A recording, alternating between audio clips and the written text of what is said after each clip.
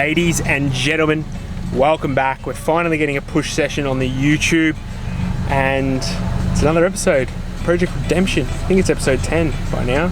I don't know what it is actually, it could be anything. But nonetheless, we're gonna get into it. Obviously just getting in the car now, just had pre-meal about an hour and a bit ago and just wrapped up some work.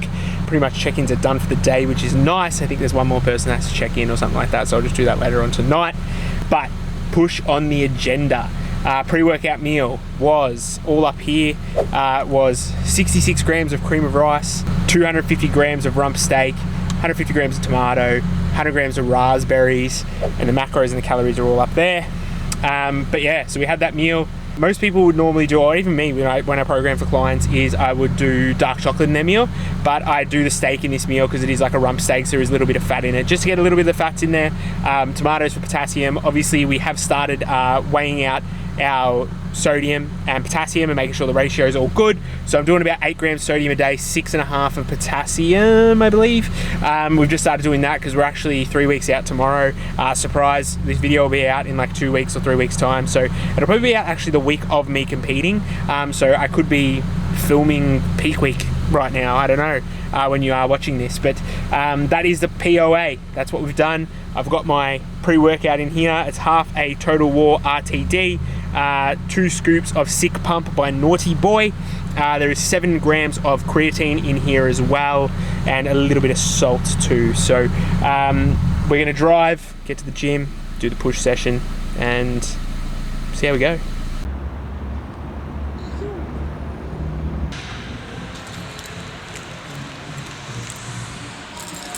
So we're here, Al's gym as usual, so push day on the agenda. I'm going to start with the rear delt movement, so always start with the rear delt movement, get the shoulders going. We also find out how clicky the shoulders are.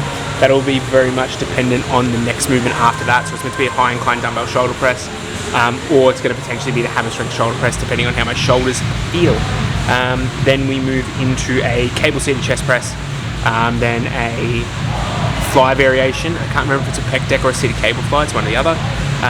Lateral raises, then we got dips, and then we got a superset for triceps at the end there as well. So posing 2, get some steps on the treadmill while I'm here as well, because I'm on about 10k now. I've got to get 5k more.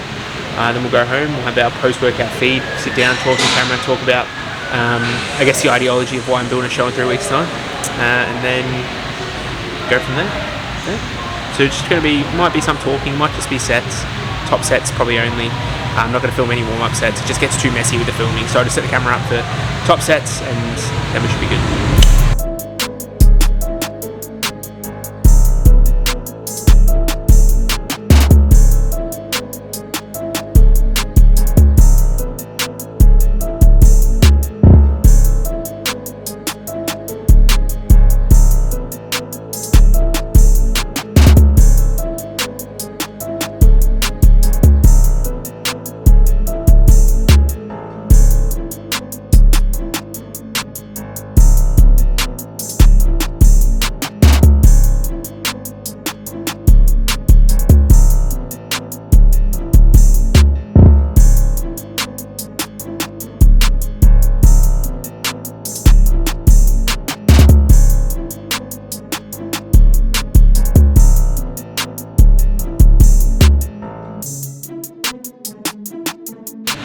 Shoulders feeling a little bit rough, so it's looking like it's going to be hammer strength shoulder press.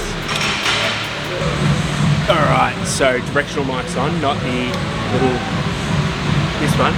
So I got the directional mic on, the big mic on the top. So if it's hard to hear me, it's the first time using it, there's a fan on behind you, so I'm hoping it's not too bad. But essentially, hammer strength shoulder press, like I just said in the last bit, shoulders feeling a bit janky, it makes sense. I'm in prep, pushing along. I don't really want to risk doing dumbbell shoulder press, just because I can go quite heavy on it. Joints can be a little bit compromised at this point in prep, but not only that, I'm not going to go lighter on the set when I know I've got the strength there to be doing it, just because I want to be safe on the joint. So I'd rather go something that's safer on the joint than not. What you find on my setup with this, I set it up quite low, so I can get real under it, and I find that with coming down, I don't come down past my active range of motion, like where I lose tension through the shoulder, so you'll probably find that as well. I'm pretty sure I was doing this in the off season. I was doing like 80 kilos a side. We'll taper up, we'll see what it's like, and we'll see how it's feeling. But then we're just going to do some warm-up sets, and then I'll film just the top set, just from the one angle, and we'll see how we go.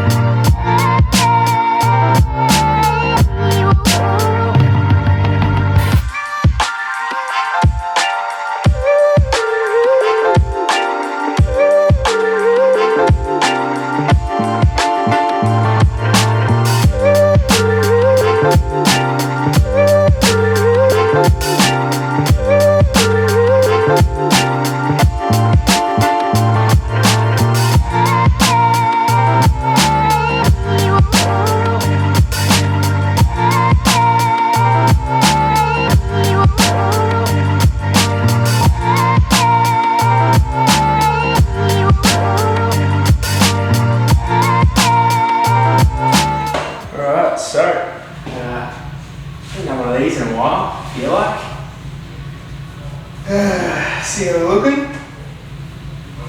Feel real Sam Stew like right now. So. Oh yeah. Oh yeah, it's a nasty pump.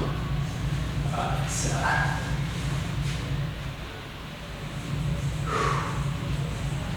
What's up, this man? You know what I mean?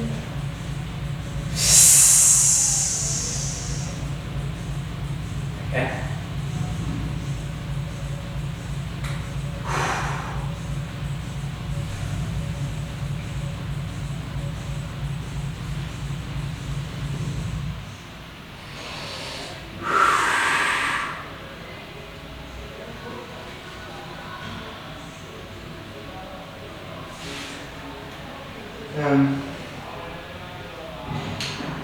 Chest, I guess. Just push.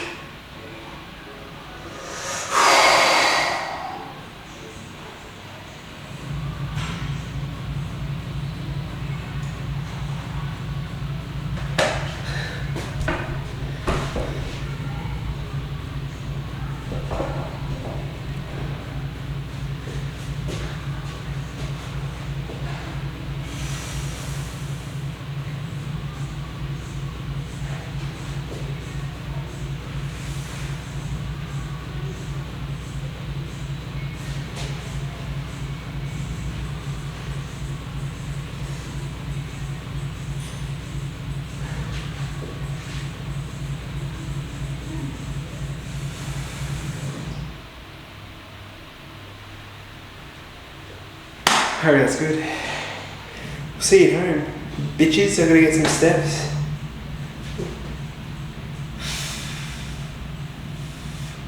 Oh, that's good. I'm gonna get some steps. We'll do that, and then we're out of here. Catch us at home for the post-workout feed. Woo! Okay. Hopefully this, Okay. So, yeah, it's good. So post-workout meal, going down, just got back from the gym, obviously ran the push session. Didn't get clips of the dips, it was too hard to set up the camera, and didn't do the triceps either, but you would have seen the posing and whatnot as well. So we've got 80 grams cream of rice, and then we've got 200 grams chicken breast and 150 grams cucumber, I believe it is. So this will be post-workout meal. Obviously salted the meal as well, which is super, super important post-workout. Let's run through this. So obviously cream of rice, glycogen's depleted. We want to have a big post-workout carbohydrate meal. The main reason behind this for me is obviously what we have is our GLUT4 receptors. So essentially it's where the muscles are the best at uptaking carbohydrates and protein. The best way I explain this to people is think about your muscles like a gate. Here's a gate, we train, gate opens, we're able to uptake a lot more of that nutrients, and that is the best time to be uptaking that nutrients. So that is that. There's a bit of cinnamon on this meal as well, just to help with that blood sugar. Even though my blood sugar would be quite sensitive right now, just because carbohydrates are so low, still like to put a little bit of cinnamon on there, gives it taste as well. Usually I wouldn't do, in the off season, I wouldn't do veg post-workout. Just now, it's a little bit more of a volume thing than anything, but cucumber isn't too bad. Usually just passes through the digestive tract into the bowel movement pretty easily, so that's fine. Chicken breast, obviously, great protein source, very lean for post-workout. We want to keep fats to a minimum post-workout because we want this meal to digest and be uptaken as quick as possible. So that is a great option there. Obviously salt spread across the day, so I've spread it across evenly with this meal. Usually my pre and my post-workout meals are the highest in the sodium department, and also specifically my pre-workout meal is a little bit higher in sodium, but still in my post-workout meal still a little bit higher in sodium. But this is this meal, and then obviously we're gonna have one more meal for the day, and then we should be all wrapped up. Push session was successful actually, it felt quite good. The shoulder press, hamstring shoulder press, haven't done it in a hot minute, and I thought I was going to be a lot stronger on it than I was, but I've definitely lost a little bit of strength on it. I also reflected back post set, and I've watched the footage, and I always forget I used to do it with elbow sleeves as well, so that gives me that little bit of extra reps there. I just didn't put my elbow sleeves on today, but it still felt quite good. The cable chest press, love the movement. I do find that I like to get a little bit of partial reps in. You would have seen the dumbbell lateral raises as well. With those, I go relatively light. I really focus on mind-to-muscle connection with the dumbbell lateral raises. I find that if I go a higher rep scheme and a lighter weight, I actually feel like I get more out of it in those side delts. So that'd be the reasoning behind it being so light before anyone fucking roasts me for how light I went. Dips are just as many reps as possible, pretty much just burn out like anywhere until I hit failure, to be honest with you, and then I go into some partial reps as well. And then the tricep superset is a single arm extension, so it's a single arm tricep extension, and then we superset, so essentially we go single arm, and then I wrap my head over, and then I go over the shoulder extension out, so I go 10 and 10, obviously till failure. That's another really good one. I really like that superset. It really burns out the triceps, and then obviously you would have seen the posing. Very happy where we are. Me and Mike had a bit of a discussion yesterday in regards to obviously check-in tomorrow. We were going to do a refeed tomorrow, but now we're sort of reflecting, and we're like, do we just run me flat up until the show? So I've got to actually message him back because I sent him some footage of me posing, and he was quite happy with it, and he doesn't know whether, because I'm still full and I'm still holding that fullness, I'm still getting a pump, which is really strange because last prep this wasn't happening. I think I've definitely put on a little bit more muscle tissue from my last prep, hopefully. But yeah, so we're holding a lot more fullness, which is good. So maybe the refeed's not warranted tomorrow. We don't really need to do it. If we were going to do the refeed tomorrow, it was just refeed tomorrow, run flat all the way up until pretty much about 2-3 days out, and then carb load for the show. But that leads into the next point. Obviously, 3 weeks out. Who would have thought, we're doing the show on the 7th of April. It's an ICN show. It's the Rookie and Rising Star show. Now, before people jump down my throat, it's like, you're not a rookie, you've competed before. There's different criteria for this show that we found out, and we thought it'd be good to go in. It's if you've competed less than 5 times, which I've only competed 3 times. So we thought, why not? And in men's physique, I've only competed once as well. So yeah, it's a little bit different to when you go into a show. Like if I had to go into ICN, the Vic show, the state show. I can't do the rookie class because the rookie class is you've never competed before essentially. Whereas with this show, for some reason, it's if you've competed less than 5 times, I think it's just so they can get more people to the show. But pretty much where the idea is to go into this show underdone. We're going to go in at around 90%. We're using it more for data collection than anything. And it's just good. It's a little bit of a quieter show. Me and Michael can sort of go one-on-one with it because we don't have anyone else, any other males especially. I think we may have a female competing at it. I might be wrong, but I could potentially be the only competitor that we do have competing at it. We thought, you know, one-to-one, me and Michael can get a little bit more data, just because then at least we can gather that data without anyone else being there. Because obviously, you know, when we get to the later shows, the focus is going to be on our clients more than it is myself. So, and I've said that to Michael. I've said I'd rather you focus on these paying clients than myself. So maybe let's do the show on the 7th, gather some data. Well, his idea was to do the show on the 7th, and I said, yeah, it's a good idea just to gather some data and see what we can sort of get and understand the peak and all that kind of stuff. But nonetheless, we'll get to this meal. We're going to watch some YouTube, and that should wrap up the video. I hope you did enjoy it. Finally got a push session. It's finally not a back session on the YouTube. But yeah, I hope you enjoyed, and I'll catch you on the next one. Peace.